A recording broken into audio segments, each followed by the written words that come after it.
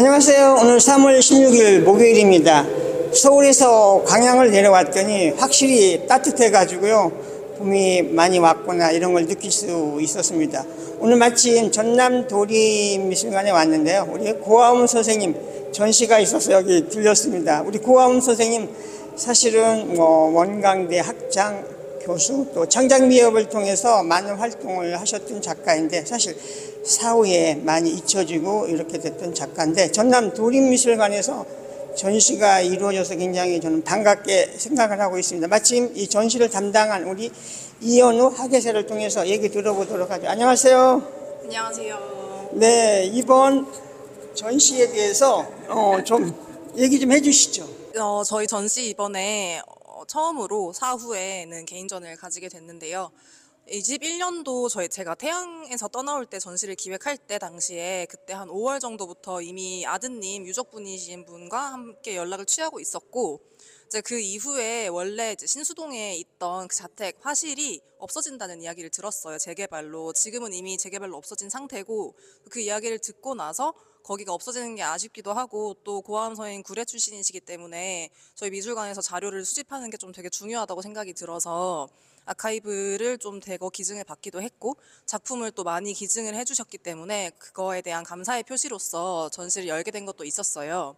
그래서 전시는 크게 3가지 섹션으로 구성이 되어 있고, 일반적으로 회고전이 약간 연대 기준으로 진행이 된다면, 이번 전시 같은 경우에는 좀 약간 다양한 인간 고아움의 면모를 보여주려고 구성을 했습니다. 그래서 예술가로서 유화에 집중했던 삶과, 그리고 그런 미술 문화의 발전에 힘쓰셨던 수채화의 신작파라던가 그런 것들 활동하셨던 수채화 시기, 그리고 여사님인 김희순 여사님이 또 이대 자숙과 1회 졸업생이시죠. 그분이랑 같이 협업을 통해서 이 작품을 해 나가셨던 그런 섹션으로 총 3개로 구성이 되어 있습니다.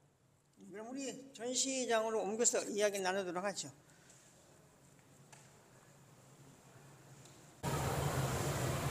네, 여기 고아움 선생님 무제 작품이 걸려 있는데요. 여기 작품에 대해서 좀 설명 좀 해주시죠. 일단 첫 번째 섹션으로 제가 이제 유화 섹션을 구성을 하면서 고아움 선생님의 배간기에서 조금 글 내용 중에서 제목도 사실은 따왔고, 제목이 이제서야 비로소 나의 배간을 찾아라는 제목인데, 이게 고아움 선생님께서 직접 쓰신 200자 원고지 4장 정도 분량에 있는 글이에요. 그래서 그 글을 읽다 보니까 이 배간이라는 단어가 고아움 선생님이 직접 만드신 단어이기도 하고, 원래는 사전에 없는 단어더라고요. 그리고 본인이 언젠가는 도착해야 될 이상향 같은 걸로 표현을 해주고 계셔서 이 배간이라는 단어를 좀 키워드로 잡았고, 그리고 실제로도 이제 이때는 지금 이 무제 작품 같은 경우에는 반추상의 형태인데요. 뒤로 가면서는 완전히 추상 형태로 가면서 주로 배간 시리즈로 구성이 되어 있기 때문에 배간이라는 제목을 일단 테마로 잡았고, 이 작품 같은 경우에는 지금 이 작품과 오른쪽에 있는 작품 2점이 세트로 저희 처음 전시하고 나서 기증을 해주신 작품이에요. 지금 이 작품 같은 경우에도 아직 반추상으로 왼쪽 상단에 보시면은 천하대장군이랑 지하여장군 형상이 아직 남아 있는 거를 확인을 하실 수가 있습니다. 그리고 이때 당시만 해도 오방색 사용을 되게 많이 하셨어요. 그래서 지금 노란색, 빨간색, 초록색, 파란색 이런 색깔들이 되게 잘 보이는데, 또 이 작품이 약간 의미가 있는 거는 아래쪽에 보시면 지금 12회라고 해서 창작미협 12회 출품했던 작품이라는 거를 확인을 하실 수가 있는 좀 중요한 작품입니다. 우리 고아움 선생님은 유화뿐만이 아니라 또 수채화 작가로서 또 수채화 어떤 그룹에도 활동을 많이 했는데요. 선생님 어떤 수채화 좀 얘기 좀 해주시죠. 고아움 선생님이 수채화를 굉장히 원래도 가까이 하시고, 그 수채화가 아무래도 대중들에게 좀 더 친숙하게 다가갈 수 있는 매체다 보니까 수채화를 통해서 미술 문화의 그 저변 확대 자체에 좀 힘을 많이 쓰셨던 걸로 보입니다. 실제로 제가 확인했던 미술세계 잡지에서도 본인이 인터뷰하신 내용에 그런 내용이 들어있기도 했고, 지금 여기에 걸려있는 수채화들 대부분은 유족분들께서 소장하고 계신 작품들을 저희가 빌려온 것들이에요.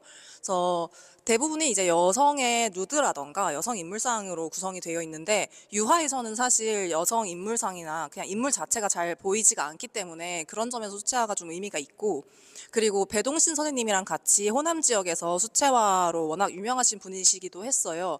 실제로 저희 전시 와서 보시는 분들께서 원광대 출신의 분들께서 이분 수채화로 유명하셨다 좋다 이런 이야기 많이 해주시더라고요. 그래서 수채화가 보통 이제 유화 밑그림 정도로 여겨졌었다면 이분은 자기만의 수채화 색깔을 만들어 나가신 분이라고 생각을 해주시면 되겠습니다. 우리 고아원 선생님, 그 사모님은 김인숙 선생님이라고 우리 이화여대 자숙과 일인가요? 초창기에 나오셨던 분이고, 저도 그 신수동에 가서 말년에 한번 뵌 적이 있는데요. 여기는 또 특별하게 우리 고아원과 김인숙 선생님의 어떤 예술적 여정이 이렇게 맞물려진 그런 전시장인 것 같습니다. 실제로 고아원 선생님과 김인숙 여사님이 두 분이 많이 영향을 주고받으신 걸로 저희는 작품을 통해서 확인을 할 수가 있었는데요. 여기 지금 보이시는 작품 보면 이 자수의 밑그림은 고아원 선생님께서 그리신 작품이고, 실제로 요거를 모티브로 한 드로잉 보시면 서명까지 되어 있어서 이게 완성된 드로잉이라는 걸 아실 수가 있을 정도로 그 작품을 가지고 와서 김인숙 여사님께서 작업을 한 걸로 보이고, 후에 김인숙 여사님이 인터뷰한 내용을 확인을 했을 때 그때 당시에는 대학교 2학년만 졸업하고 나면 팔려가던 때였다. 근데 나는 사실은 안 팔렸었고, 그리고 나는 내 남편이 아니었으면 계속해서 이렇게 작업을 하지 못했을 거다라고 말씀을 하셨더라고요. 그 정도로 두 분이 반여자를 넘어서 예술적인 동반자로서 활동을 했던 부분을 확인을 할 수가 있어서 이 섹션을 좀 따로 구성을 해봤습니다. 한 작가가 사실 사후에 이런 뮤지엄에서 전시가 열린다는 건 좀 쉽지도 않고 또 굉장히 영광스러운 일인데요. 우리 고아원 선생님 작품 같은 경우 우리 지금 전남 도립미술관에 작품하고 아카이브가 기증이 됐다고 얘기를 들었는데요. 기증된 작품과 아카이브 뭐 이런 거에 대해서 좀 얘기 좀 해주시죠. 저희 미술관에서 기증을 받은 작품은 총 14점이고요. 지금 그 외에 저희가 구입하기도 했기 때문에 총 소장하고 있는 고아원 작가의 작품은 18점입니다. 모두가 유화로 구성이 되어 있고, 그 중에 대부분들이 또 배간 시리즈이기도 하고요. 여기 보고 계시는 지금 작품 같은 경우에도 제가 굉장히 아끼는 작품인데, 고아원 선생님 실제로도 그 국제적으로 우리나라 그 미술문화 발전에도 애를 쓰셨던 걸로 보이는 게, 이 작품이 아시아 미술 전람회에 나갔던 작품이에요. 그래서 쿠알라룸푸르에서 했던 전시에 나갔던 작품이고요.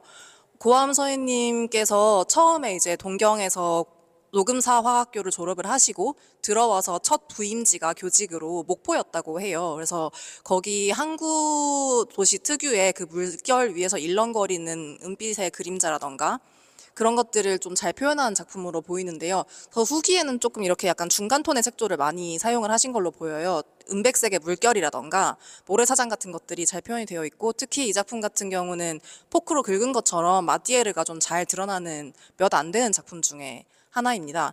그리고 아카이브 같은 경우에는 이제 고아원 선생님께서 저희가 확인한 바로는 살아생전에 개인전을 하신 건 2번 정도로 확인이 되더라고요.